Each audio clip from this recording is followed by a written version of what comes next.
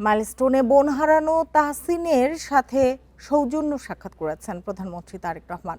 বড় বোন হারিয়ে হাসতে ভুলে গিয়েছিল সপ্তম শ্রেণী পড়ুয়া তাহসিন আব্দুল্লাহ।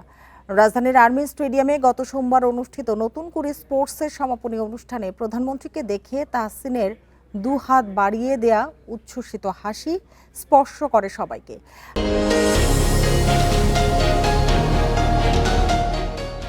হাজারো শিশুর ভিড়ে স্কুল ড্রেস পরা এই কিশোরের ছবি মুহূর্তেই সামাজিক যোগাযোগ মাধ্যমে ছড়িয়ে পড়ে।